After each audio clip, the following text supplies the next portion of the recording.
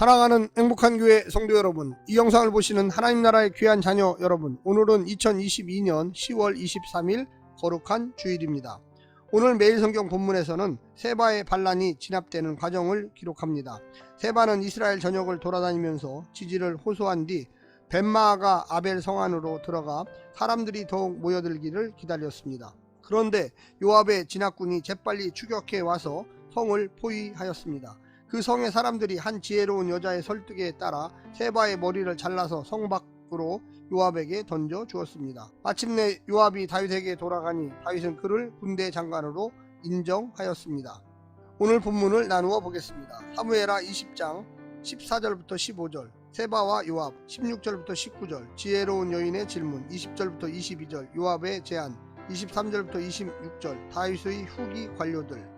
오늘 본문 사무엘하 20장 14절부터 26절의 말씀을 듣고 다시 오겠습니다.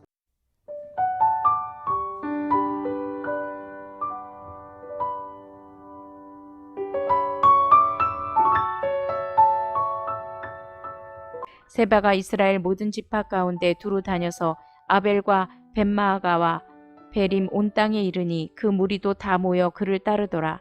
이에 그들이 벤마아가 아벨로 가서 세바를 애우고 그 성읍을 향한 지역 언덕 위에 토성을 쌓고 요압과 함께한 모든 백성이 성벽을 쳐서 헐고자 하더니 그 성읍에서 지혜로운 여인 한 사람이 외쳐 이르되 들을지어다 들을지어다 청하건대 너희는 요압에게 이르기를 이리로 가까이 오라 내가 내게 말하려 하노라 한다 하라.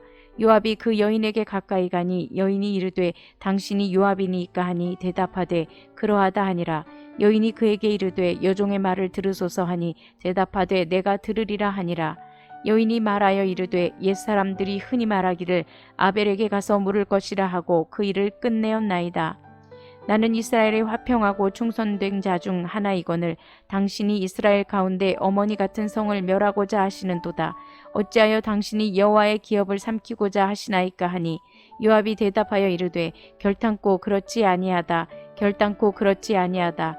삼키거나 멸하거나 하려 함이 아니니 그 일이 그러한 것이 아니니라.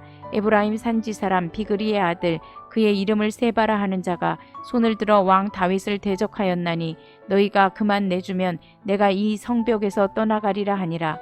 여인이 요압에게 이르되 그의 머리를 성벽에서 당신에게 내어 던지리이다 하고 이에 여인이 그의 지혜를 가지고 모든 백성에게 나아가매 그들이 비그리의 아들 세바의 머리를 베어 요압에게 던진지라.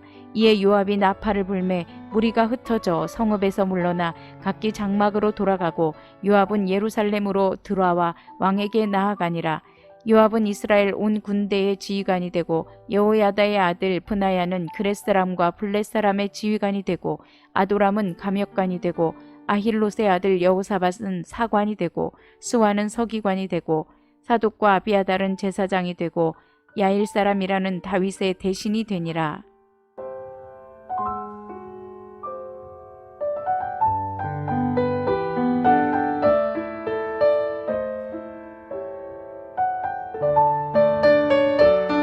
다윗이 걱정했던 바와는 달리 세바의 반란은 요란한 시작에 비해 지나치게 쉽게 끝나버렸습니다.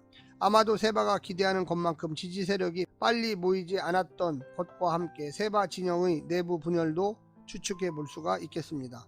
그의 머리를 자른 사람은 그가 이끌고 있던 군사들일 가능성이 큽니다. 이것으로 다윗의 왕국을 위협하는 세력은 사라져 버렸습니다. 그러나 다윗의 왕권은 크게 약화되었고 누가 연로한 다윗의 후계자가 되느냐 하는 문제가 새롭게 제기되었습니다. 오늘 본문을 세 부분으로 나누어 자세히 설명드리겠습니다. 첫 번째, 무자비한 요압. 세바가 아벨과 벤마아가에 있는 성읍에 들어가 숨고 성문을 닫자 요압은 토성을 쌓아 성벽을 허물려고 합니다. 반란군 몇 사람 때문에 성읍 사람들 전체가 같은 피해를 볼 수 있는 긴박한 상황이었습니다. 요압은 성읍 사람들은 안중에 없고 오직 반란군을 진압하여 다시 권세를 회복하는 데만 관심이 있었습니다. 목적이 이끄는 삶 자체가 좋은 것이 아니라 어떤 목적을 향해 어떤 속도로 누구와 함께 어떤 원칙으로 누구의 인도를 따라 가는지가 더욱 중요합니다. 주님을 위한 일이라고 다 정당화될 수는 없습니다. 두 번째, 지혜로운 무명의 여인. 요압의 무자비한 계획에 한 지혜로운 여인이 부드러운 항거를 합니다. 앞만 보고 밀어붙이는 요압의 힘의 정치가 화평과 충성을 사랑하고 여호와의 유업을 간직한 아벨성에서 들려오는 어머니의 목소리 앞에서 꺾이고 맙니다. 평화와 하나님의 유업을 짓밟고 오직 칼과 피의 보복으로 한거의 소리를 잠재우는 길밖에 모르는 이에게 새로운 대안을 제시한 것입니다. 이것은 힘의 남용으로 시작된 다윗 왕가의 비극을 회복하는 데 필요한 것이 다른 무자비한 힘이 아님을 보여주고 있습니다. 피는 피를 부르고 칼은 칼을 부르지만 이스라엘이 하나님의 언약을 기억하고 신뢰한다면 화평과 신실함이 넘치고 하나님의 유업은 보존될 것입니다. 마지막으로 세 번째, 목이 베이는 세바.